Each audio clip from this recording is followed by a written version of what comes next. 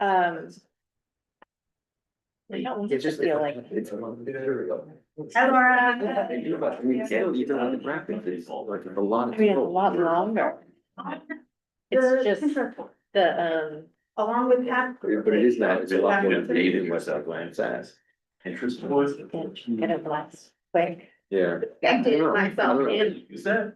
Different progress. but people said, yeah, it's all.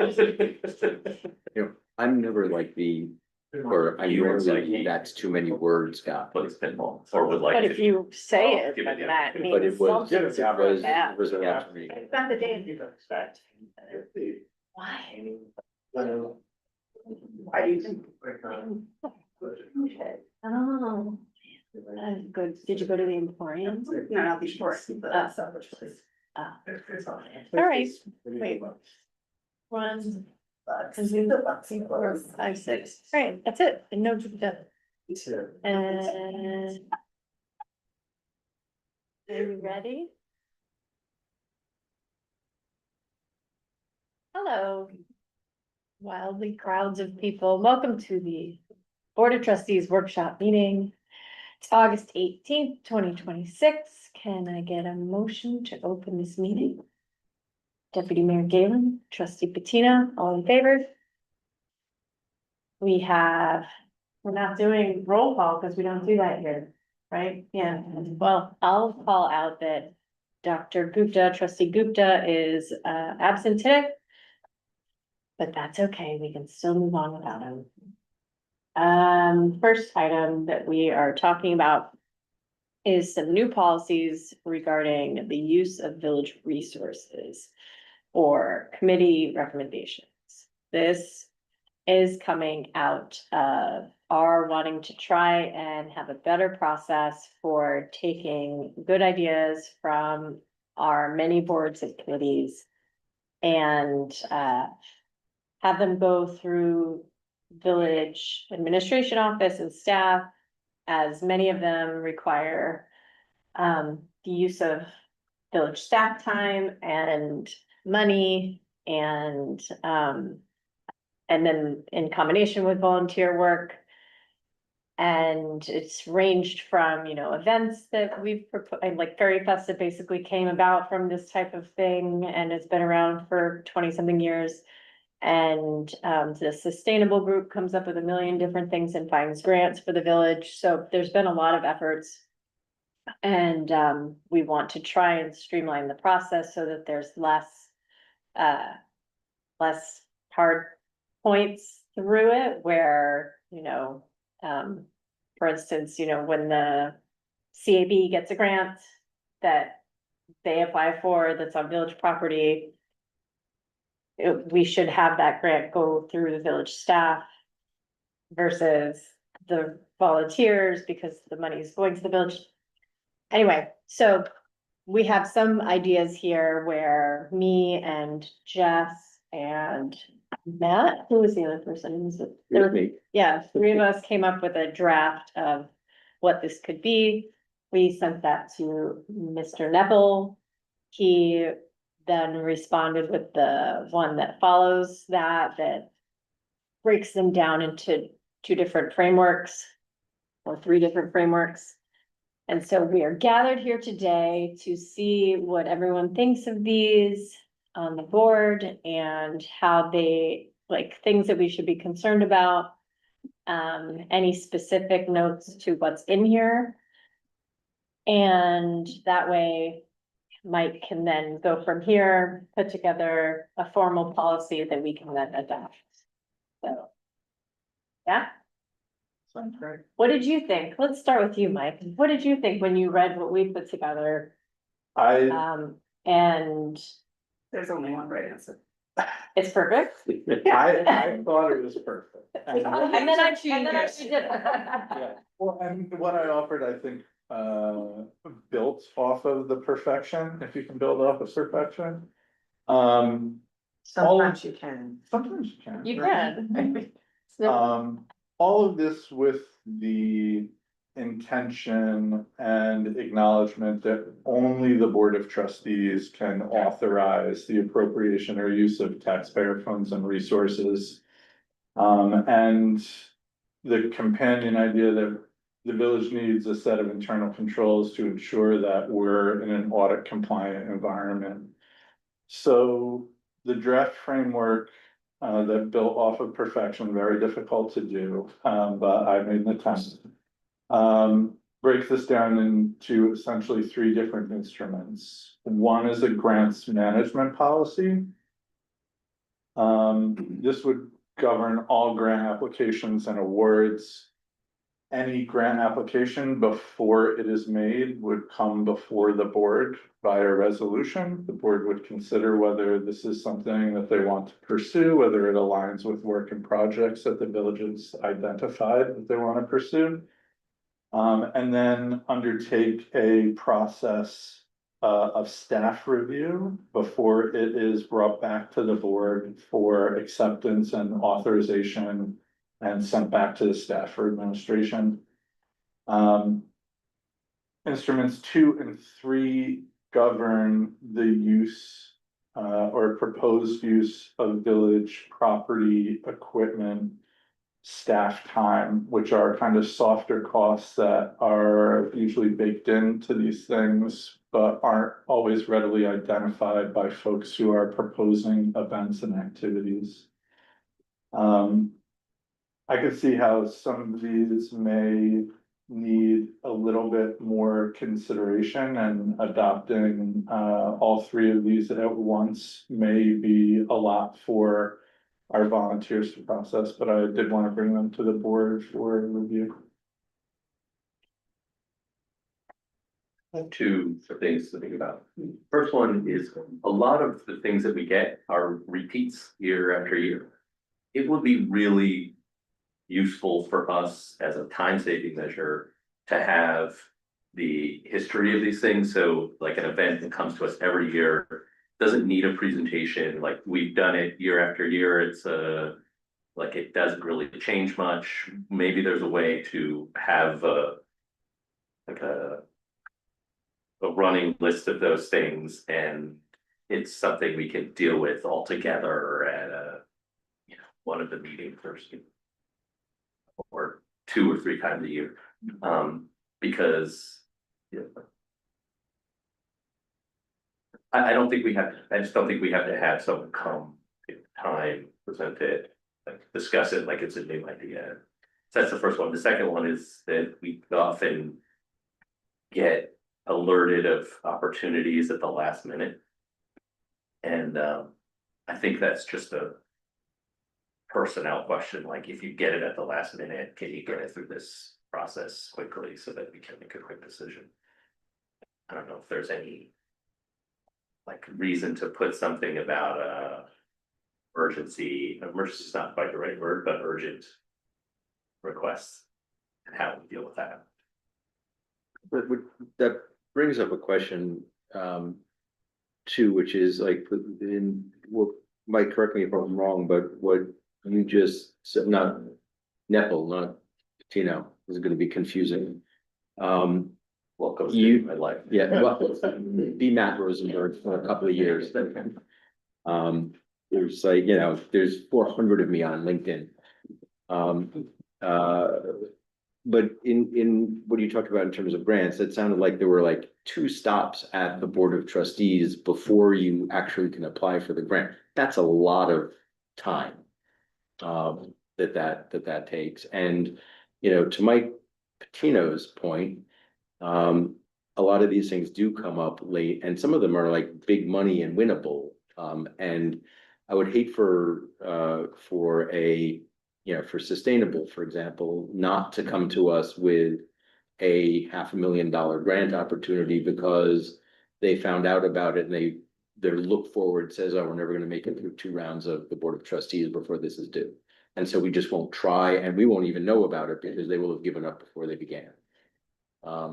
So, I question whether the board needs to twice approve the idea of going forward to the grant. Like, can we do it somewhat less formally than by resolution to authorize a committee that we know has a great track record of getting grants, or even you know, applied to other, committees as well. Whether we have to put so many sort of time blockades in front of them, whether there's not a streamlined way that we can, you know, sort of take a consensus rather than by resolution, have, you know, the mayor make a decision if, you know, if time is short, you know, there's, because it seems to me like when I've had these things that I've participated in, these, they've always been fire drills. They've never not been fire drills. When you say the two, isn't the first one just deciding to apply and then the second one is applying? Or did you have, because would there be a third that's like finishing the application? If I might have misspoke here, so there's a staff review process, and I would. I think. Best practices would usually be that these things originate from the staff. After staff review, staff brings them to the board for consideration, and here consideration would be authorization by resolution.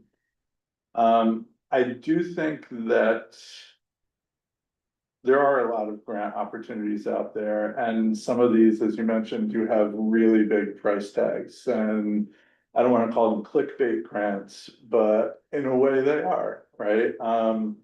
You see something, it flashes before your eyes and you're like, wow, this is a big dollar amount, of course we should apply for this. But in a village where the board has identified so many really urgent priorities, I think it may be worth consideration that unless a grant opportunity ties directly to authorized work, then it's not an opportunity that the village always necessarily needs to pursue. Grants do come with a lot of strings attached. There's a lot of staff time involved in compliance. There are those soft costs of village equipment, resources, things that are involved in grant administration that don't always show up when the initial idea is brought before the board. But I also agree that we don't want to foreclose ourselves entirely from pursuing grants that are tied closely to work the board has already identified and prioritized for the staff to undertake. So I think exploring some sort of fast track measure in those instances might be worth discussion. There could be, I think there's something on us in articulating, like, once we have a capital plan, and once we know what are the things that we need to be paying for already, and aligning with the volunteers and Right. boards and committees to be like, keep an eye out, like, these are specific things that if we don't find grants, and if you happen to find anything that cover it, this is what we're all aiming toward. And then there will be other ways, but like, if we can have more eyes on the ground looking for those kind of But things. just as an example, you know, 2-3 years ago, Sustainable came to us with a fairly short timeline request that we dealt with at a workshop to pursue what became $500,000 that paid for the solar complex on top of the DPW, as well as, I think there were some other things. It was a kind of nebulous grant at first, we were gonna use it for the library, the timing didn't work, we had this other project on the back burner and it just fit the bill. Right. So I, like, your point is well taken, you know, don't go shopping for things on sale, cause you just buy a bunch of stuff you don't want or need. There's logic to that, but I think we have, like, in our experience, we have a number of grants where there was certain flexibility and we kind of found a way to use them for a thing that we were going to do anyway, and I think like exactly what identified, or they were just broad enough in general that we could apply them to, you know, didn't work for this particular project. So Or the opportunity just was like, maybe it was clickbait, but it was reachable, and we have a good track record, and we are Climate Smart's community silver medalist. So, you know, so we have the opportunity to get these things, and sometimes they might create, you know,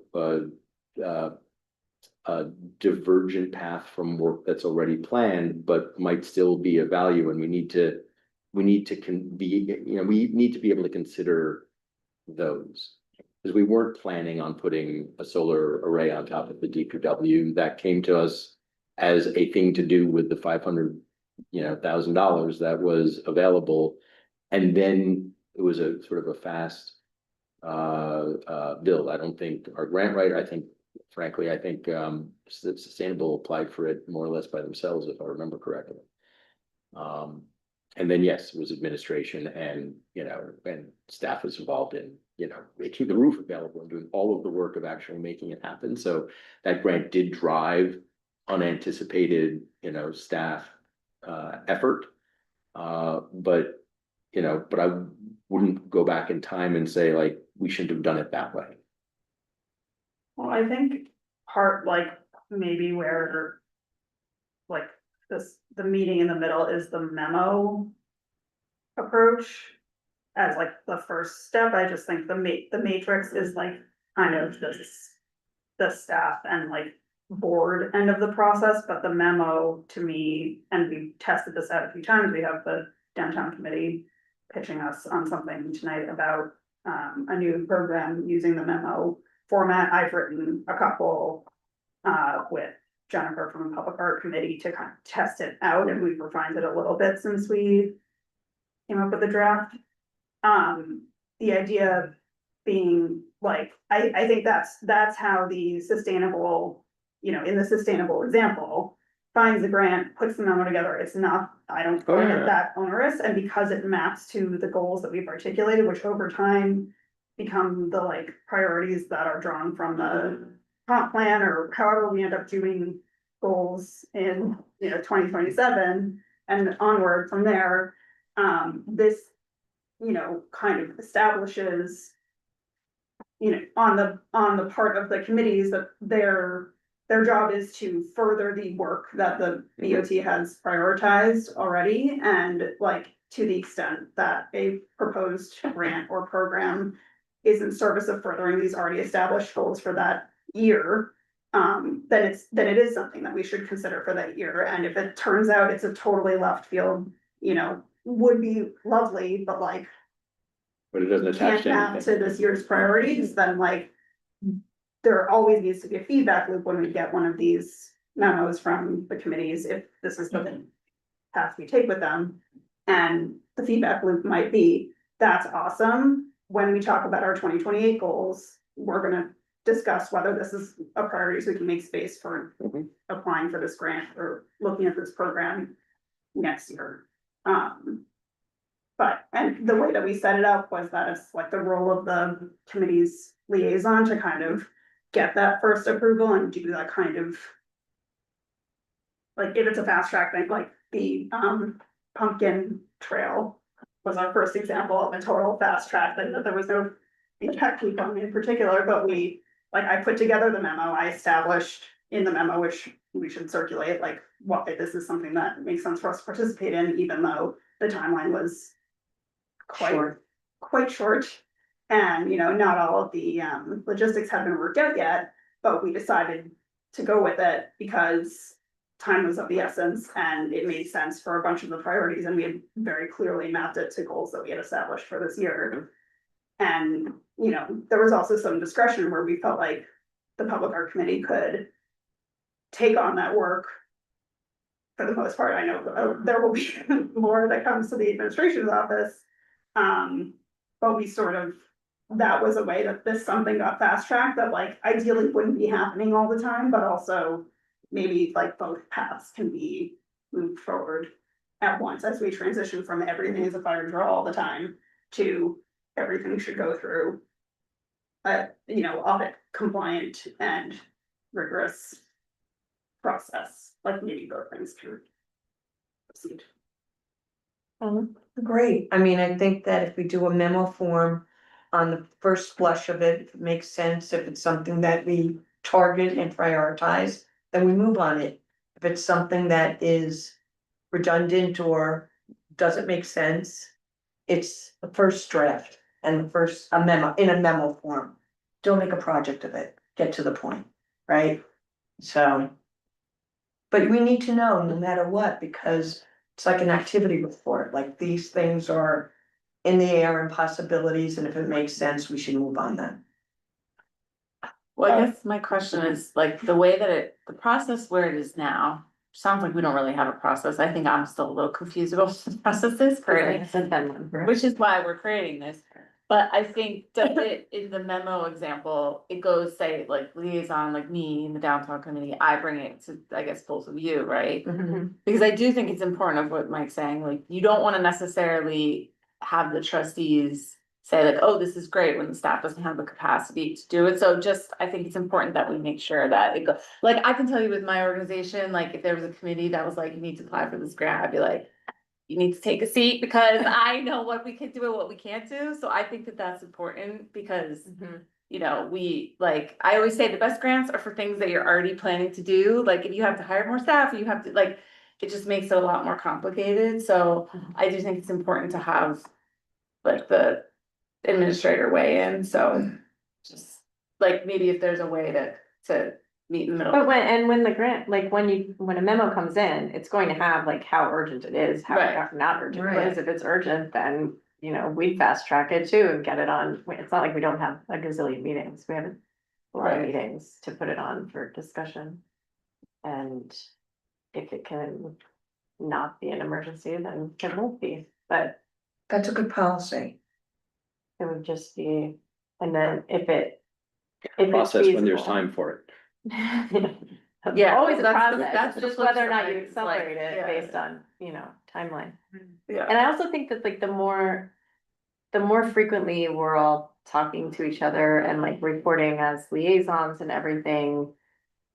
I don't know, in general, my hope would be that there's less surprises. Because Yeah. you're always telling, More like, you're communication. always telling us like, oh, they were looking, you know, they could be looking at this grant. And then we would know that they were looking at it, and then they could submit the memo, you know, like, there would just be more communication.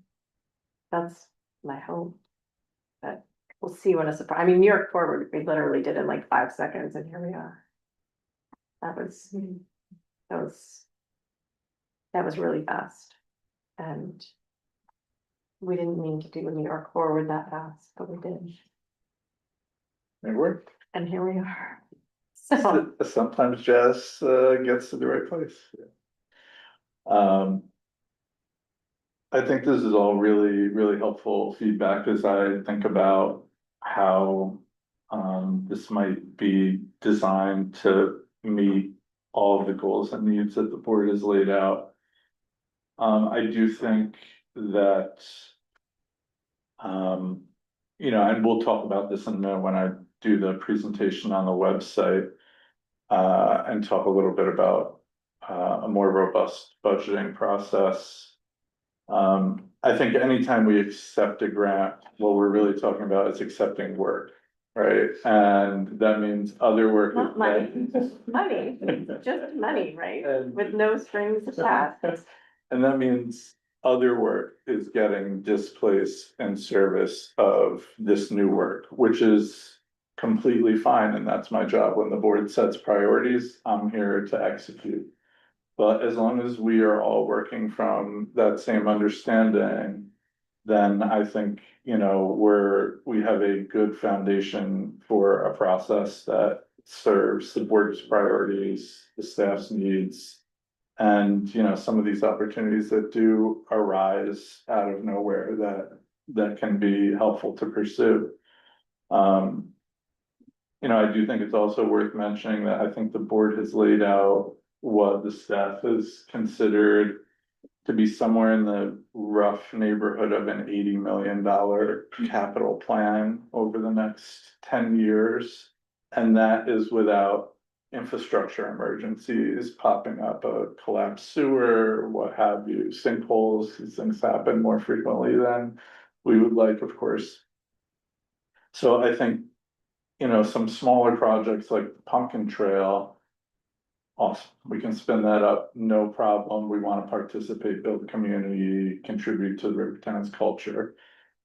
Larger projects these days, like the $500,000 solar panel project, would require, I think, a lot more robust discussion and analysis, because that would really displace work that the board has currently prioritized. And all this will come together, obviously, as we adopt a capital improvement plan and the board has a chance to prioritize all this work over a longer time frame. But putting my representing the staff hat on, I think that those are points that the staff would want me to bring to the table in this discussion. I think we should And you know also what? talk, I'm sorry. If the memo also, if you gave an outline of what you need to make a decision, so that it's not so much of a back and forth, like that we don't leave off things. I'm new to that. So like if you said, I need the start date, I need the amount, I need, like what you would need to move ahead on something. This way it's more streamlined and direct for what your needs are. Yeah, so the next Decisions. step on this process would be to just get you to finalize, like if they're for their memo, assuming we all want a memo. What would that, making sure that everything that is on there is what you would need to know from the group. Because that seems to be the first step. Like a form. I do think that we should ask some of the committees for feedback on this, because I do have, you know, a little bit of a fear that somebody might say, oh, so if the board is, if it's not in the board's 10-year capital plan, I shouldn't bother being a volunteer because my interests are not in sewers, my interests are in this, so maybe I shouldn't bother. I do think that I don't know, I think that if you go through the expansive goals of the comprehensive plan, and we cover a lot. And I think that if it relates to the comprehensive plan, I think it merits Mike's review and our discussion. It may not be a specific project on the capital plan, but if it relates to one or is a goal or, something identified in the comp plan, I think that's a good enough reason for it to come to us. So, and that's pretty broad.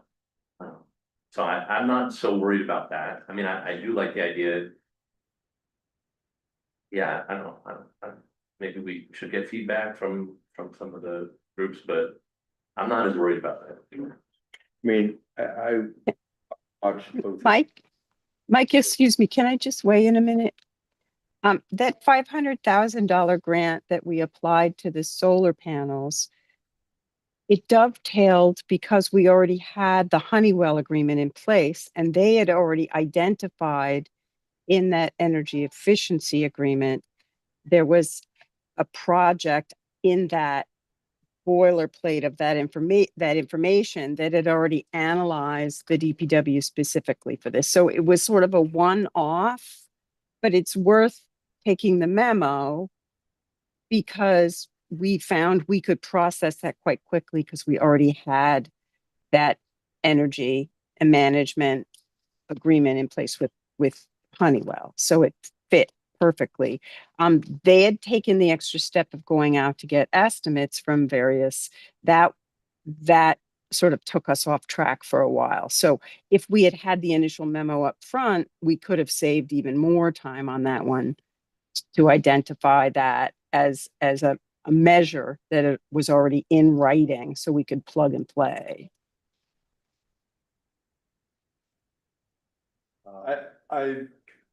This actually kind of came up today a little bit, and I think this is actually a good example. There are long-term implementation goals on some of these projects that if they're not planned for upfront, can start to slide as other work comes in.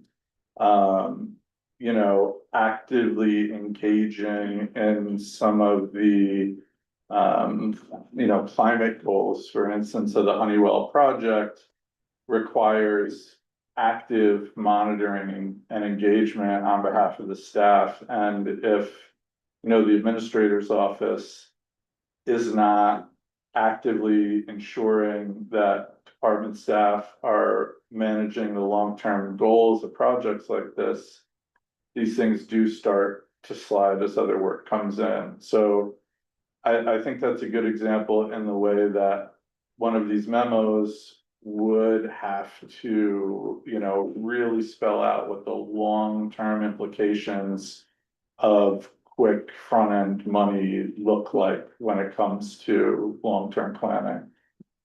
They have to do a lot of reporting. Yeah, oh, got it reporting. So I don't, sorry, I don't know. Hold on, Matt. Got cut off. No, it's all right. I mean, it's no longer in the natural flow, so let's All right. keep going. I just wanted to sort of put a fine point on this, like. Process, so I don't know where our like grant, we had a grant version of the same. Thing in the memo concept, but I think like, there's a lot of preamble here in this. In the memo document that is really just needs to be. And not necessarily what's written here, but like, that's like the overall approach to it, and that's something that I think like. Liaison, if we decide that this description of it is on point, or if we, you know, update it with. Mike's help, we can take the framework out to the committees and be like, hey, everyone. We need to level set here, like, we're done with. Committees applying for grants without the. Board of trustees knowing about it, you know, having approved, applying for it, approved, you know, that if it has a matching component, we will have. You know, we will deliver the match component to it. So that's more about like us educating the volunteers on the new policy, but I think as far as like, what is the form? There's literally 8 questions here and it starts kind of at the end of that memo. In order to recommend a new use of public funds, works, or facilities, first develop a memo that addresses the following. And maybe this is just like a Google form or whatever the Microsoft version of it is that we have access to. And we send that around to, if we decide to get some feedback from committees, it's like, so this is, like, the point of this is to be as streamlined as possible for, and I would love to hear when you guys come up, like how, what it was like for you to, you know, use this approach. But. And then you add, you know, if this is missing, if these 8 questions are missing, anything you need, that you think it's reasonable to ask volunteers to gather if they wanna stand behind. This new project, then like, let's add it, or if this is silly, we can get rid of it. But I think that. Again, like this is, I just sort of pulling together from what everyone has said, like you were saying, like. What are the things that people need? Like, this was our attempt at saying, like, we think that this is what the board of trustees at least would want to know from the committee that's bringing this to us. Sure, there are additional things that the administrator's office would want to know, and then, like that starts the. And maybe we can have a meeting with the chairs of each committee. Like, come to one of our meetings once we have our policies in place. And go over with them so that it's clear and it's one shot. And no one's explaining it differently than somebody else. Good idea. Oh, sorry, one other thing I wanna say is just to put on our radar, so we have these goals that we developed for 2026, and now we have a comp plan. That will hopefully be approved as it's in, so. We'll need to figure out, of course, like how we draw from the comp plan to. Inform this. Going forward, because you know, it's also like the comp plan. Is. Lengthy, and what is like the actionable information that these folks need for this year to know that like there's a place for them to map their new policy, their new program or grant suggestions to what this city has already determined is a bunch of priorities for that year, even without necessarily saying, well, I don't care about supers, so. The point of that is not to map it to the capital plan, the point of that is to map it to what we said we want to accomplish as super. Right, which means we'll have to think about it in terms of a subset of the capital plan to concentrate on in any given calendar year. Well, the capital plan would have. I don't mean capital plan, I mean Right, comp plan. comp plan, yeah. Plan. Mhm. Anything else from anybody? We good? Have what you need to move forward with memo template and draft policy? I Do think. you want, so. mean, I we think can talk so, about- at least a good draft that can be the basis of the next part of the conversation. I think I wanna figure out too, one question I had was whether it should be a template that is about everything but grants and a template that is about grants, in terms of a memo. But that's, Other than That's- you know, sustainable, who puts out, who chases grants, what committees other than sustainable? CAB. CAB. And, Hmm. yeah, no, I know, but does any, yes, the ones that I currently have, yeah, they're still new to me. But I don't think anybody else really does, right? yeah. But I think it could also come from us, I mean, like, just in general, having that when you see a grant, you know, if we had to fill that out in terms of New York Forward, or, you know, I feel like it's just a good format for anyone who's proposing grant applications. Yeah, the other thing I would say too is in the memo, it asks the applicant to like, what are the anticipated village costs? It would be good to hear from the village what those Yeah. anticipated costs is, because I don't think that necessarily the committee might not be thinking, oh, this would require overtime or Yeah. what have you. So I don't always know, like, if I'm giving feedback to the committee on what the village thinks, like, I don't always know what those costs would be. Right. So like, or there's insurance requirements or And I don't think, whatever it yeah, is. the goal of this was to not say like the specific Right, hard cost, and if we need to modify that question, but it was to be like, oh, yeah, this will probably need staff. Like, let's note that it might take staff. right. What's the It sort would of be level like of, low, medium, high intensity staff yeah, or or all. some Because other. like, there's no way, like, the only person in this room I think could take a guesstimate at that is Jeff. Right. Like, I don't think any of Yeah, us, I like, if wouldn't you know. asked me, I would Yeah. have zero idea how Yeah. much time goes into things. But it's also good, I think, for volunteers to be like, oh, okay, this feels free to me, but once I'm asked. What is the implication for staff? Like, oh, yeah, like, that could take like. Power, okay, have we thought about whether there's power, or it could take, you know, DPW. Or a That was- percentage of an FTE, I mean, you know, some of these are, you know, are not small in terms, you That's know, kind of cool. Project Mover, for Yeah. example, like, you know, there's. But downtime. she's saying the volunteers wouldn't necessarily. They would, yeah, Yeah, But I think having been asked to consider the impact on the village resources, including staff time, like, I think that's also. Hopefully can create more buy-in from volunteers, that like, when the answer is. Not yet, or not this year, like, They have. because there's a finite amount of resources. Like, that's part of the building the buy-in, I think, for volunteers. All right, I would propose, would it be okay with you if we went to 3, so that we could just kind of like dovetail this into the actual experiment of one that is a fit for us with the bus stop proposal, and then we go to the website? I have each volunteer, if this would be helpful process wise to, like, if you wanna take the next corrective and you wanna like workshop, or maybe before it comes back, here's it. Just cause Send what you have already, you already did it, right? If you have memo questions ready? they're already in the. Oh, that, No, I'm just saying, like, if you're. Cause you asked, you have what you need to do the next version of this, I'm Oh. happy to. provide things. You would like me to, you know, like me to be a. Buddy, before it comes back to the rest of the board, if you would. Sure, Jess will be your buddy. I love it. The new Commercial advertising is the better official product. term.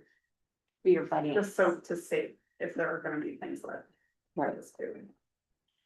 Okay, so we're gonna skip real fast to number 3 and go back to 2 in a minute, to the bus stop proposal. Our gentlemen who are here have a presentation first that we'll start with, cause why not? It'll be better than me. Okay. And then we'll get you this, I haven't seen it really first, this will come to you as a PDF app. Okay. I hope it doesn't have bad words. Okay. You're really losing seriousness. Um, Please introduce yourself and all. I'm Ed Trader, the chair of the downtown committee. And we want to present to you tonight, a brief overview of something that came up in our last in-person, work is like quasi quarterly meetings, with businesses and other interested parties. So Hold on just a this. second. Is the microphone working? I just want to make sure that it's not. Yeah? Okay, never mind. So we're starting to do quasi quarterly meetings where we have businesses in at least 3 times a year. And they come to express what the problems are, and struggles are, how we better handle them. So one of our first ones was 2 months ago, and this idea came up. So, to the. Oh, there it is. It's actually. 5, 6, 2, 9, 2.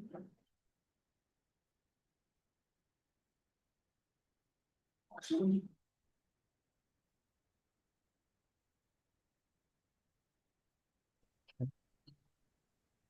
Speakers off.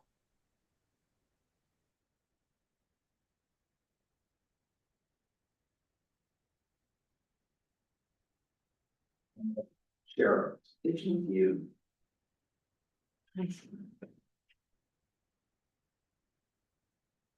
So, we submitted the memo earlier, so this is really just the higher points, so we can go through these pretty quickly, but the memo has everything we really need to know.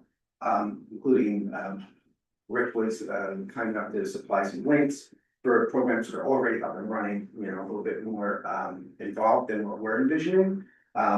So let's just go through the top. We see this as a low cost, high impact way to bring music, people and energy downtown. Who doesn't love live music? Who doesn't love performers? You know, we will ideally focus on live music, but you know, we can also do magicians, dancers, and maybe a mime, you know, because who doesn't love a mime, right? So. Maybe, I'm not sure about that. Stop him right now. Donna has an objection. So what we feel the opportunity is activating that plaza between Cedar and Main, the Cedar Main intersection. We're gonna bring in foot traffic, create a memorable downtown experience, which a lot of other villages do not have. So we would be first into this initiative. So we could be the tastemakers of, you know, downtown activities, which would be really, really cool. And this activity is incredibly cheap. That's the thing to keep in mind. So we view this as, Is that fire? it doesn't have to be musicians, or they could have fire, you know. We envision this being a recurring thing every Saturday night, and we'd like to pilot this leading into Fairy Festival.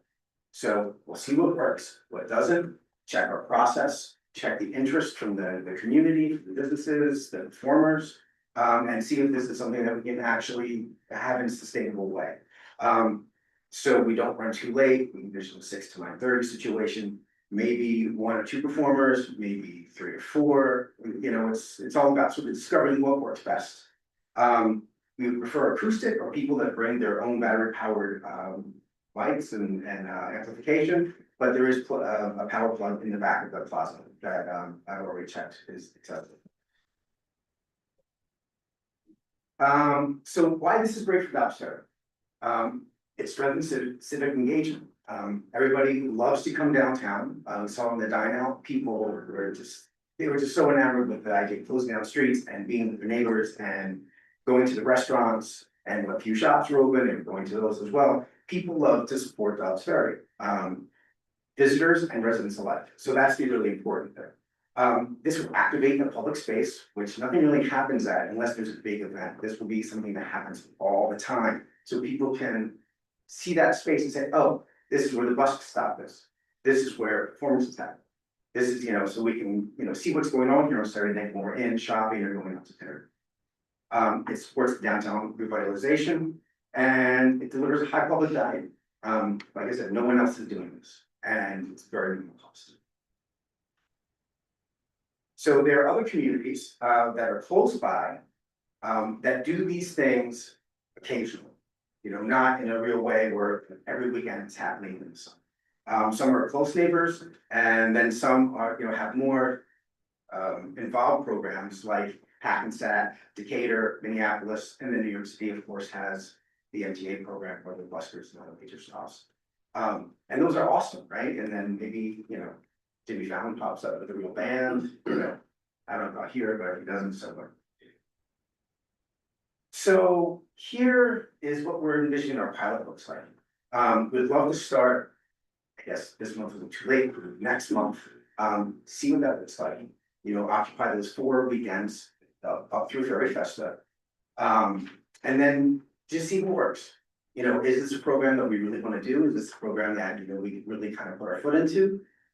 Or is it something that like, you know, but this will be the trial run. So this is the big part. Who benefits from this program? Our businesses will get more foot traffic and they'll have higher dwell time, so people will stay in the downtown if there's something to actually look and see and participate in. Visitors will say, hey, that's really cool.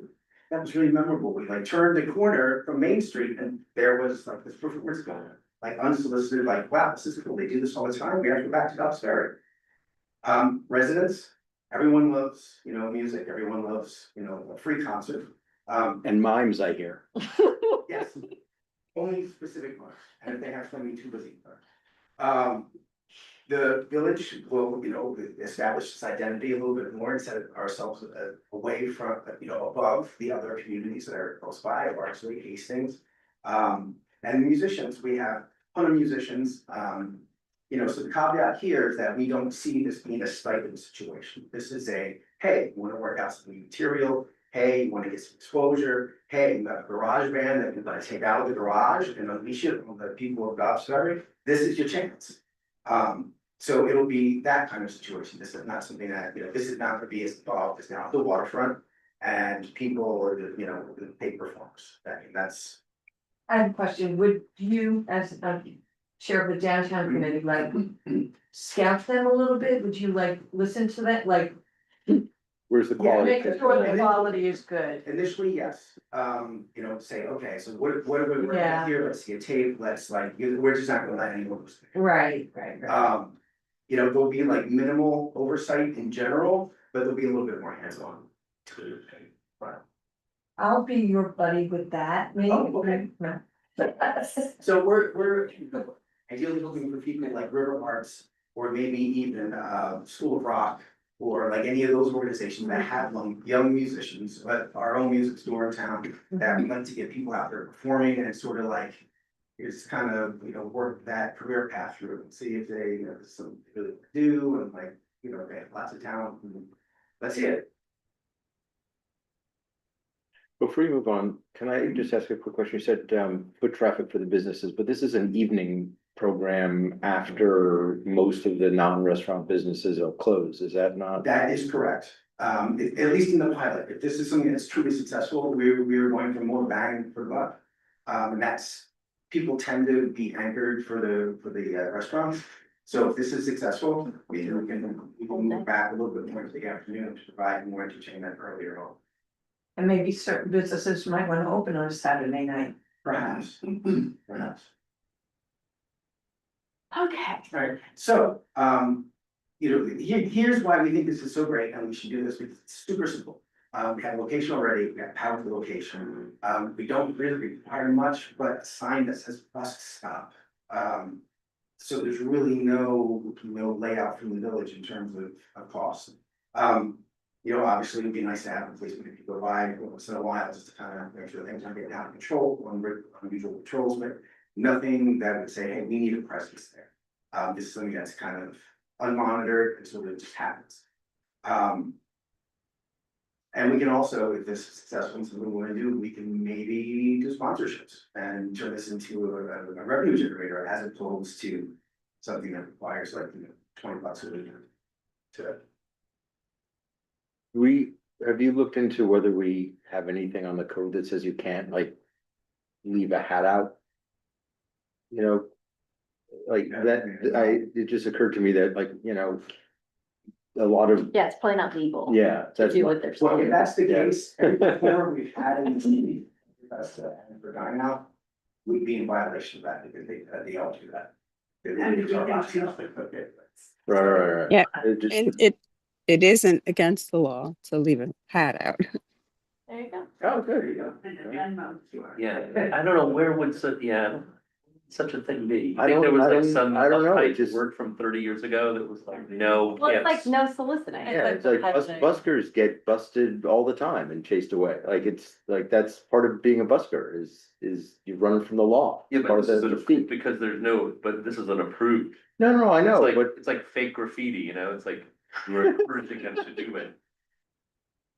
I'm just Can't saying. get arrested if it's part of the public art. Whether we have to like, make some, vote judgment, whatever. I just want, I'm curious Yeah. whether we have a. No, I think these are all great questions. Okay. Yeah, just, So I wanna just Big leave the feedback of. I think that this would be a great addition to the downtown and. But I feel like there's a lot of questions that I would want answered. Before, like, I don't wanna have to rush it through in a month. To do a pilot program, I'd rather. Deal with all the details from now until spring and then launch in the spring with a proper, giving people even the time from like. April to launch of having a place where people can submit to apply or whatever and have like a process in place for.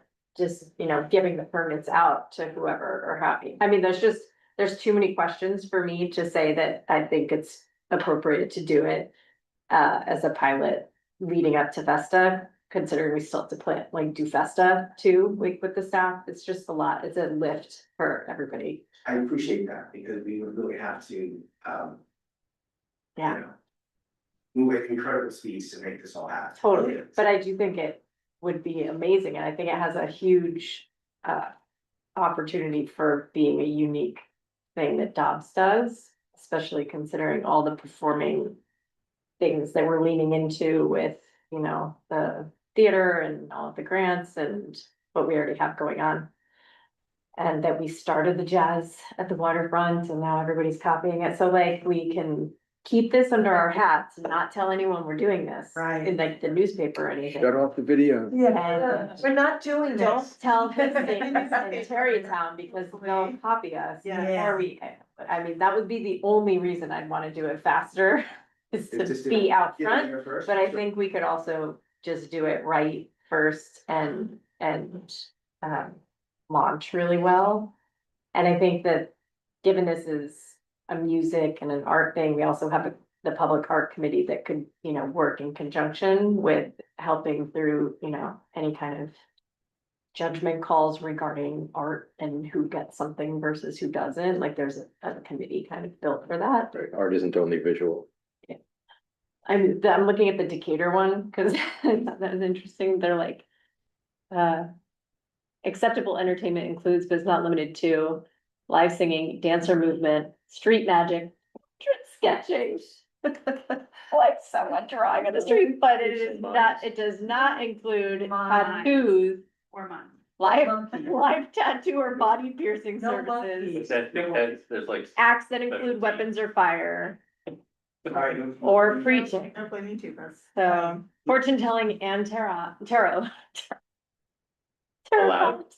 Nope, palm reading not allowed. Oh, So I they, think we can improve on that. I know. Make an adjustment. Okay. but I mean, I love the idea of taking what everybody else has already tried and like having that also as part of what we can do for the next few months to develop it. Yeah. And, And mix maybe it you could launch in the spring, through the summer, into the fall. Sure, yeah, I mean, as soon as it gets warm, it would be like a great thing to be like, now go down and see the people, and maybe that building will be totally done by then too, across the Yeah. street, and the construction, and we'll have a brand new paved road from after Veolia's Yellow done. Road.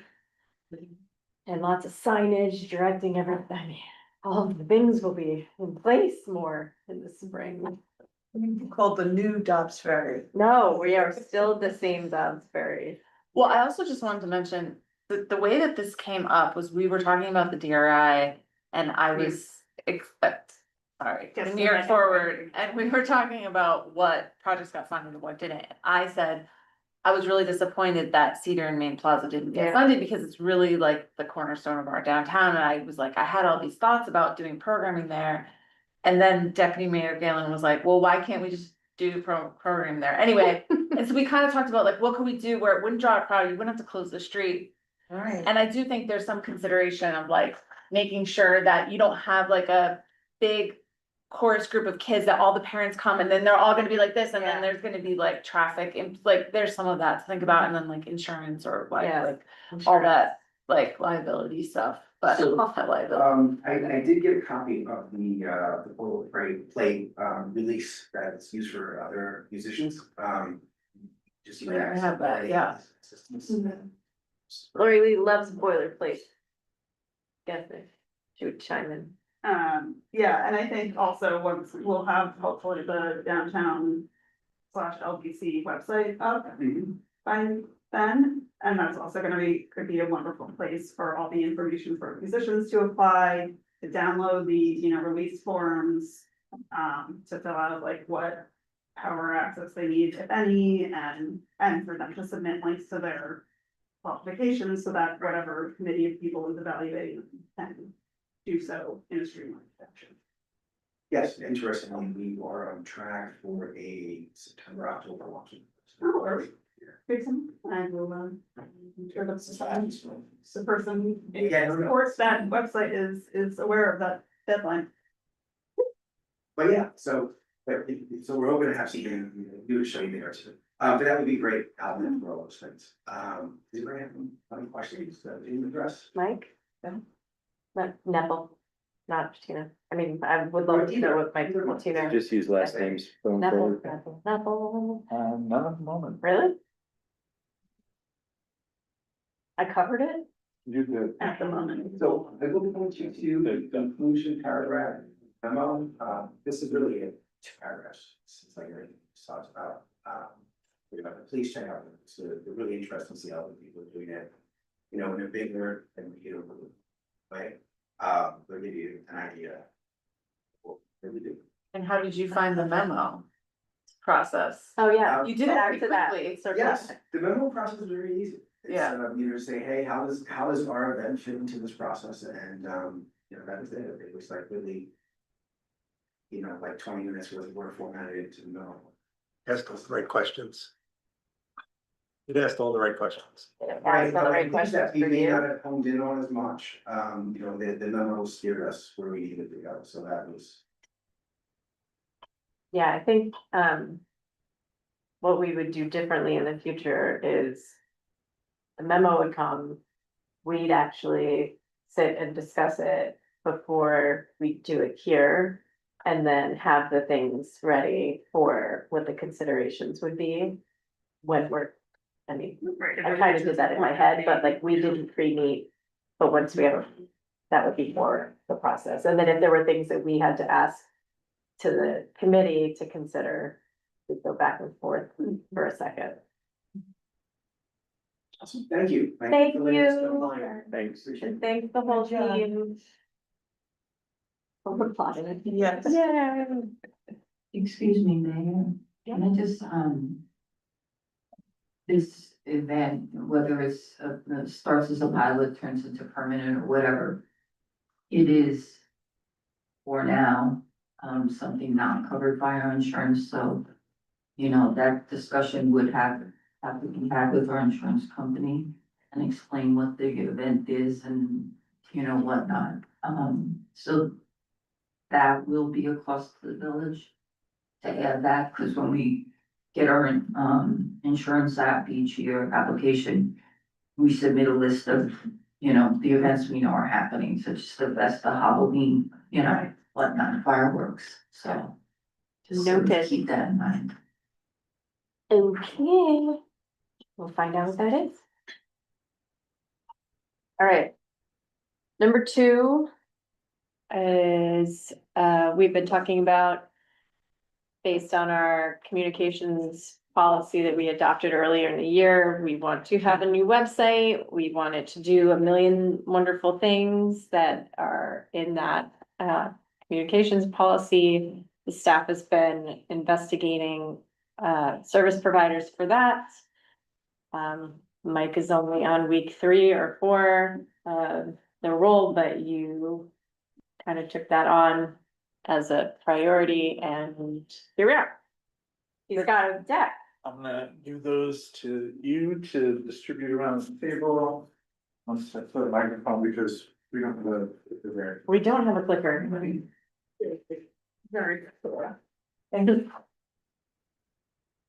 It's good, let's vote on getting a clicker. I think that's under the threshold. And the laser, you use a laser, the red laser pointers. I didn't ever buy it, but it didn't have a laser. Yeah, Okay, so, quick presentation and update for the board and the public on the website modernization project. There are a couple other modules adopted here, incorporated here rather. The project is a board priority. It advances the board's adopted 2026 goals and priorities, and staff work is underway across departments and predates my tenure here. So this update covers the need, alignment with the board's goals, scope, and path to board action. So just by way of background for the public, this project directly serves the board's 2026 stated priorities and objectives. The village's current website, as I'm sure you all know, runs on an entry-level product purchased years ago on a limited budget. It's no longer adequate. And that shows up in 3 ways in particular. Information access, residents, staff, and the board need a well-organized one-stop resource to find the answers they require. External communications. The village needs modern publishing tools, the ability to build and target distribution lists and disseminate important notifications, particularly when it comes to public safety.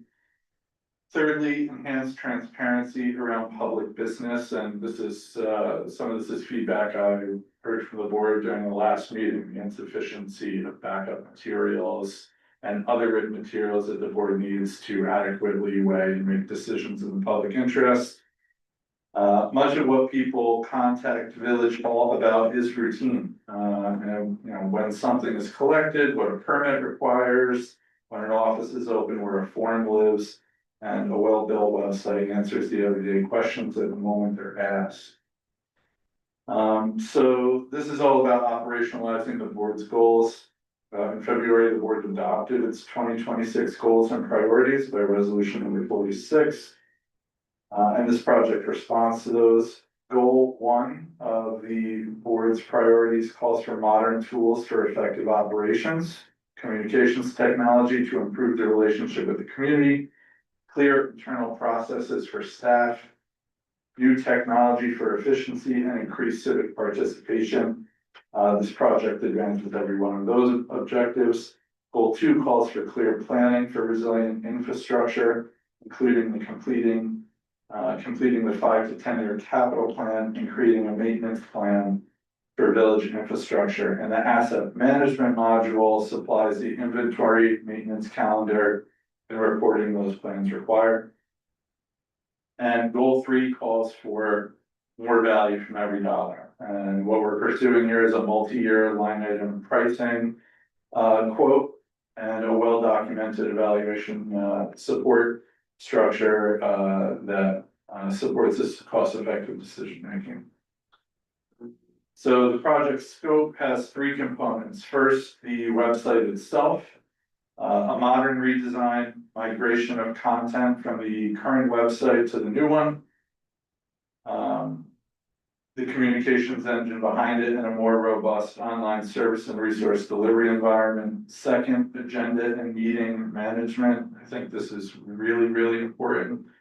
This will build structured workflows for compiling agendas, managing backup documents, assembling and publishing packets and publishing minutes and resolutions timely after meetings. This responds directly to the board's direction on meeting materials and is as much about public transparency as it is about internal processes. And third, that asset management piece, complete inventory of village assets underground, at street level and above ground. Work orders and scheduled maintenance and DPW can flow through this module, and reporting that creates accountability. And it must integrate, of course, with ESRI, our GIS products, and directly support the village's forthcoming capital improvement plan. On process, staff defined requirements and zeroed in on the leading service providers in this market through a process of interviews with vendors and multiple cross-departmental demonstrations. And I just want to quickly thank Margaret Parr, Jen Dorman, Steve Trezza, Jeff Judah, Liz Draper for their participation and leadership on this project. Again, predates me, and a lot of good work has been done here. Separately, the village, I think it's worth mentioning, is in the process of replacing its end-of-life financial software on a parallel procurement track. That is the KBS software for folks who are familiar. And because no single product adequately covers all of those functions, we are going to have to acquire 2 separate packages for this. It is a little frustrating, but thorough evaluation was undertaken, and I have some familiarity with this from previous engagements. So we are gonna have to acquire 2 different software products to do this. So just a quick timeline here. Through August, we're gonna finalize the scope, obtain updated multi-year quotes with line item pricing for each component, and complete review of the procurement approach. On that point, briefly, what the village is chiefly buying here, yes, it's a software product, but it's mostly professional services. Configuration, customization, data migration, staff training. The village's procurement policy addresses that category directly. And we will complete our procurement analysis in the coming weeks. And competition was sought through defined requirements and evaluation of multiple vendors to ensure best value for the end product that we recommend to the board. In September, or maybe early October, but I'm hoping by late September, staff will bring a recommendation to the board along with an authorizing resolution and a proposed contract with a funding plan presented alongside of it. And after the contract award, we'll begin designing customization, data migration, staff training, and also analyze the vendor's webmaster and managed service options. I think this is something that the staff has expressed a desire to explore, a dedicated webmaster that the vendor might provide. And I think that's something we're still analyzing from the multiple vendors. And then go live will be a phased rollout with the schedule set at contract execution.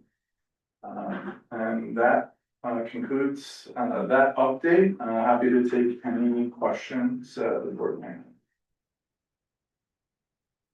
Can you describe the sort of the range of vendors that you looked at? Sure, there's, I guess I would say probably 6 to 7 vendors in this space that provide some level of service across those 3 components. There are probably 2 that we've zeroed in on that would be a good fit for the village potentially. It's very difficult to find those 3 components in one company simply because most companies just focus on doing 1 or 2 things really well. Civic Plus and GovPilot are the 2 vendors that provide the greatest breadth of services that we're looking for. There are advantages and disadvantages to both products, but I think on the balance, both are pretty robust. I think the agenda management piece is really important to the village. I think we're gonna get a robust website from any vendor we select, right? That's baseline, non-negotiable. So the agenda management piece and the asset management piece are really kind of gonna be the deciding factors. And those are the pieces that we're still analyzing and trying to determine what vendor offers the best package. And we'll, get quotes shortly and figure out, what that looks like. So those are both backends. They're both essentially CMS systems with templates and various modules of different functionality. What about the front end layer? Is there a design firm? Is there like, you going to Civic Plus directly, or are you going to a design firm that uses Civic Plus or the other backend? Like how does Sure. it get made nice? We will engage with the vendors directly. I think, well, custom design, like out of the box custom design, is a really attractive prospect. I don't think it provides a continuing service and training that kind of a one-stop shop can provide to the village. And using a third party to contract with a back-end vendor, I'm not sure would provide the best value to the village. So it's not really an option that we've explored prior to my tenure here or since I've come on. But I think what we would wanna just make sure that we understand from the vendor that you propose is how that part, like how the interactivity part is decided and how we give feedback. Like I think that we will in particular want to have an understanding of how that would work. You know, like we want it to be as helpful and user friendly and as possible. And we know that has to do a lot with how it, like the words that are used and the design of like the interactivity, what is it, UX? UX. Thank you. The UX. And so I think that, you know, when we were first coming up with the whole comms policy and talking that through, we were like, you know, coming from private, they're like, there's agencies that do this, there's whole companies that just design a website based on what your needs are and what you're trying to communicate to the public. And I think I get that there's a benefit from using people like one of these two vendors who specialize in this specific delivering this information to the public, because it's not like we're reinventing the wheel of what we're doing. But I think that we'll just want to understand in terms of their process, like where we get to have input and how that works, you know, like versus having a delivered website. Here you go, it's done. Like, where does the board get to have input in the process is what I'm not speaking for you and me, I don't know. You are speaking for me. but I I mean, think the it's- brand of Dobbs Ferry is important and how it plays out in the assets, you know, the functionality that's underneath it is great. That's the pipes, but what is the house you build around the pipes? And it's kind of like the stuff we did with Ashton, where it's like, there's a sign and a sign is a parking sign and the parking sign has to have this and this and this. But then like, what are the fonts and colors and like, what's that part would just be, I assume, part of what they propose to us as like A, B, or C. And then we get to pick a direction and then in the same way that we did with Ashton for wayfinding. But having an understanding of whether or not they just give us A and they're like, this is it, or do you give options? And then what's the back and forth on that with us? And who's looking after the visual and the UX, because it's very easy to sort of get tunnel visioned on the functionality and the pieces of it. And, you know, there's an awful lot of municipal websites, including ours right now, that is just a pile of pieces.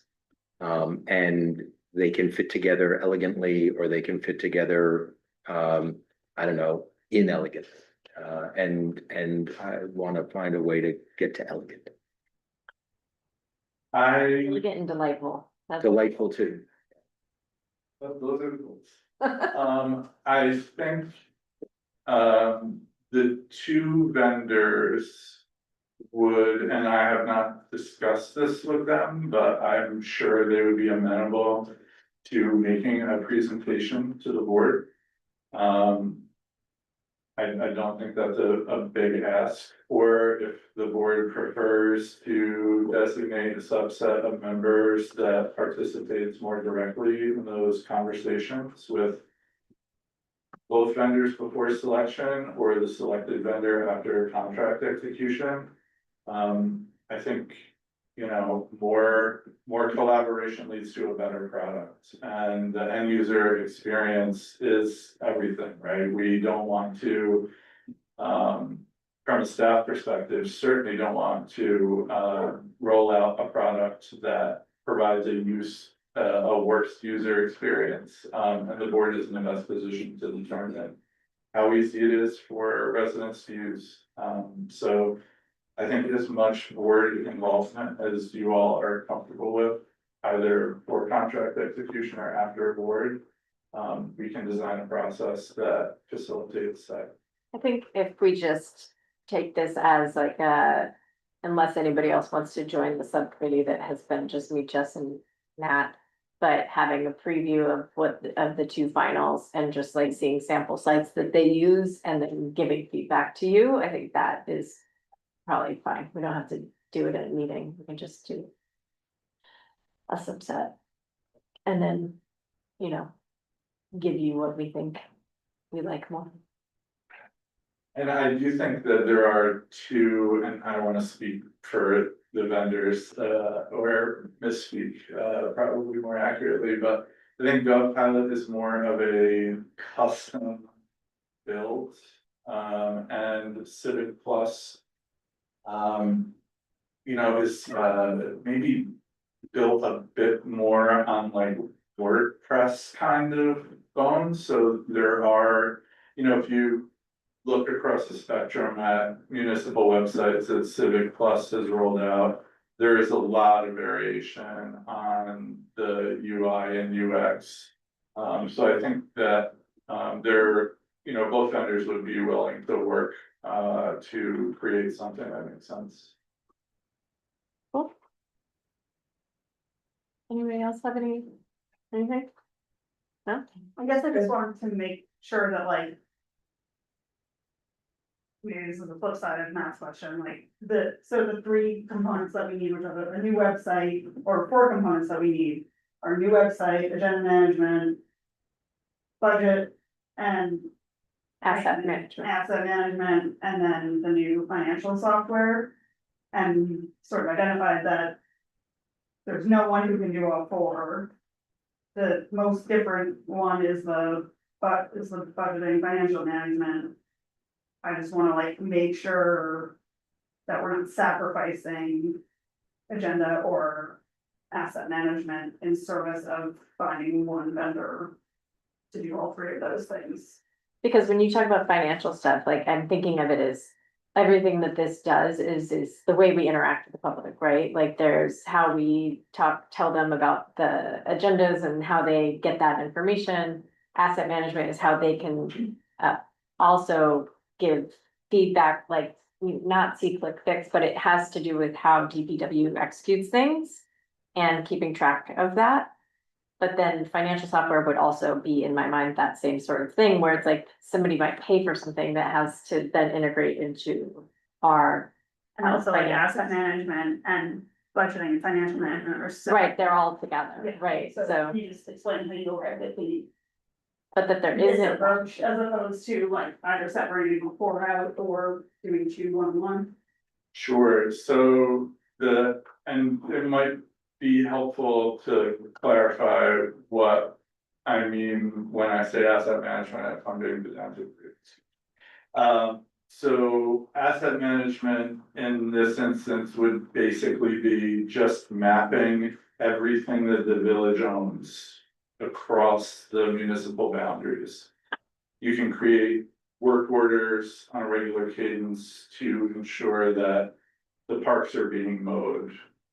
Sidewalks are being maintained, sewers are being inspected on a regular basis.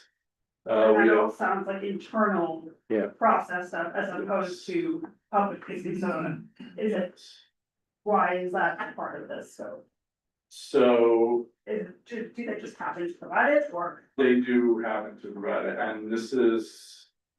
I think the leading vendors in this space are trying to be these one-stop shops for municipal administration.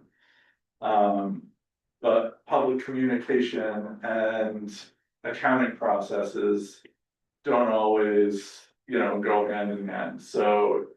If you look across the space, there are companies that really specialize in accounts payable, payroll administration, that kind of stuff.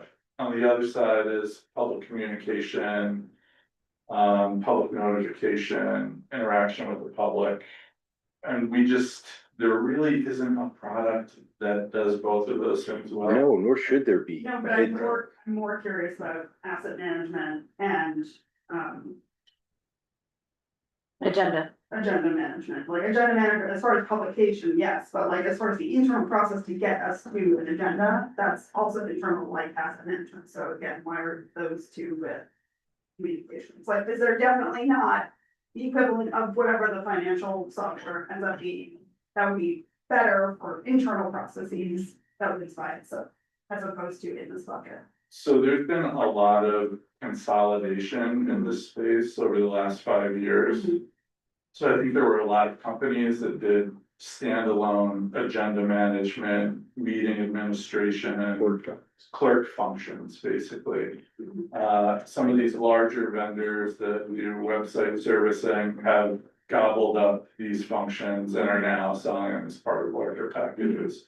So I think to the extent that we can find a vendor that incorporates both the agenda and the website, makes a lot of sense. There is back-end workflow built into the agenda management software. But if you're finding a vendor that does both, you're also having that public-facing thing where you have, all boards and committees that have meetings, agendas, generate minutes, vote on resolutions. Have a standalone spot on the website that basically serves as a public repository for all documents that are generated in the course of conducting public business. The asset management piece is kind of a new thing that is operating in this space with some of these vendors. S3 and ArcGIS is like a legacy program that is an industry standard for engineers. For the village, asset management really means being able to create workflows that manage those processes, and these vendors happen to offer those services as well. So we're just trying to wrap as many things as possible to achieve best value for the village. So asset management in the world of website development, that's photographs, documents, written material, it's the stuff that's available through the website. So like, I think that's where I got a little bit turned around. But you are bringing up a fear. And that fear is by trying to find one vendor that does all things, we might get a vendor that does the thing that we started with, which is we need a good website. We might be getting a less excellent product because we are trying to jam all of these different things into one vendor's lap.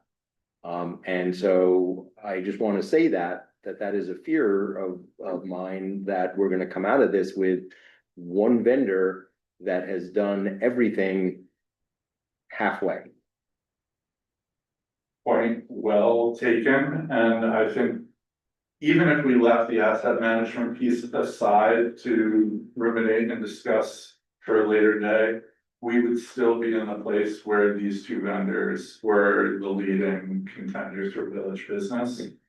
There just aren't that many players in this space that can deliver a fully functional municipal website that does things on staff end that we need and has the public facing component. And I don't mean to sound as argumentative as I do, but you brought up WordPress before, right? Civic Plus, I don't know, GovPilot, Civic Plus is like WordPress in that it is a content management system. And you can go to 1,000 different agencies and have them build you a WordPress site. You can go to a smaller number of agencies to build you a Civic Plus site. And they exist because they are better at skinning and doing the information architecture piece of it that puts what you want, the modules you want together in an appealing way, than necessarily Civic Plus is, because they're the pipes, right? So you know, you go to an architect to build a house, you don't go to a lumberyard to build a house. That's maybe an awkward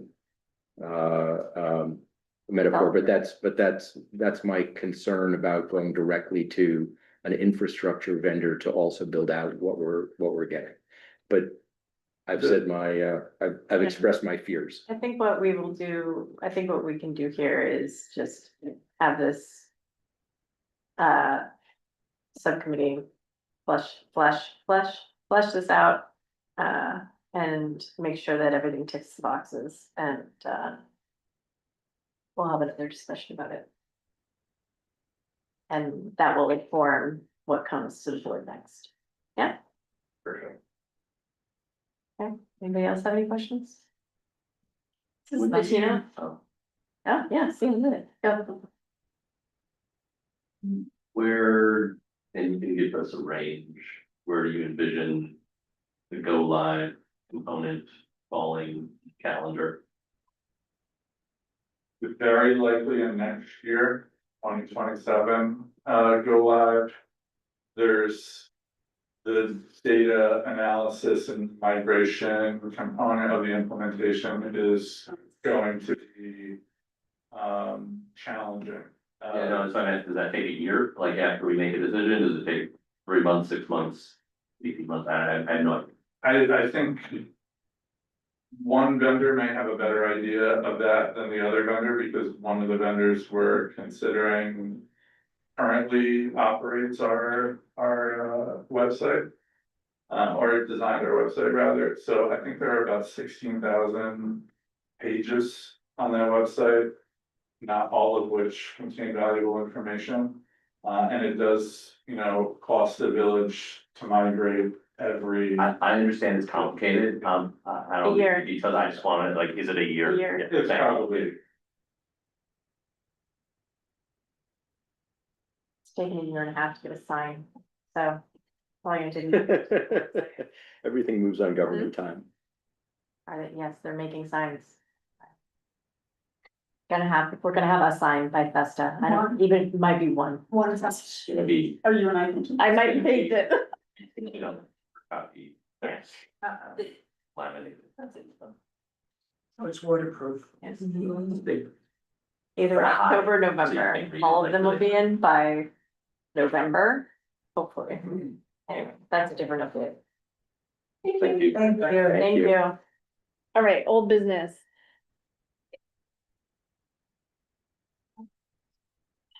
So we have. No. Yeah, what, yes, yeah, old business, is there a motion to consider a resolution to schedule a public hearing on September 8th, 2026 for consideration of a local law to add storefront registry to the Dobbs Ferry Village Code? Trustee Rothrock, trustee Asuma. Care to give us a little color, Deputy Mayor Gale? This does not reflect the changes that we discussed at our last meeting. So I would like to suggest that we. Okay, Sorry. It does not reflect the core point of what we discussed at the meeting, which was that if there are not specific articulated violations, then there is no mechanism for charging a fine for being in violation. And that's the whole point of this. okay, tabled. And also it still says that it's gonna be accessible on the village website, and I think we have said many times that a list of vacant properties should not be on the village website, so unless someone else decided that it should be on the village website, then we need to take that out. Okay, And I will go through this with a fine tooth comb. yeah. Table. Oh, yeah. Any reports or shall we? We just saw each other last week and we had reports. Anybody? No, Mike and Kendra approved the waterfront combination with the Hudson River Museum, that it won't interfere with Berry Fest and that they can move ahead with that. So thank you, Mike, for getting back to me so quickly on that. I appreciate it. We have our downtown committee meeting tomorrow. So, and then the website is one outstanding issue, and then I just was thinking, did we need to circle back on that historic Hudson River towns? Did we, where did we leave that off? That's moving forward. is that the music show? Yeah, the September 12th. I September think. 12th, yeah. That's moving forward? Yes, Okay, Kendra, I believe, was scheduled to have a site visit with them today. oh, okay, good. Yeah, And thankfully, the floors are done at the Embassy Center, which is great. so the seniors started stuff again today or yesterday? I think, yes, they're back today, yes. Yes, today. You guys? I was on vacation. Yeah, me too. Not really, before last meeting. We have to meet on Ferry Fest. ASAP. Yeah.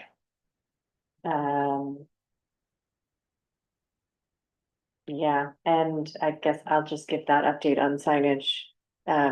We've been pressing the fabricators of the downtown signage to get it done, and they were saying that there was a delay. And they were hoping to get it by mid-October, and I said, no, Ferry Festa is 3rd.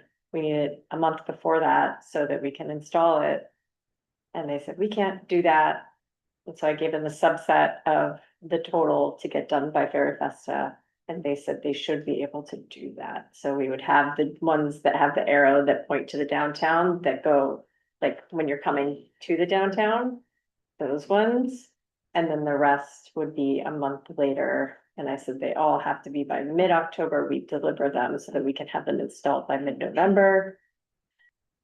Because we'll be hosting a Westchester Municipal Officials meeting in mid-November, and I like to make a deadline for whatever we can, and if we can have all the signs in by the time that all of the municipal officials of Westchester have to come to Dobbs Ferry for the first time in 5 years, it would be great to have some signs, so that's the deadline. Great. Anybody wanna adjourn the meeting? Trustee Rosenberg, trustee Brothrock, all in favor? Meeting adjourned. Is that noise? I don't know. I would love it if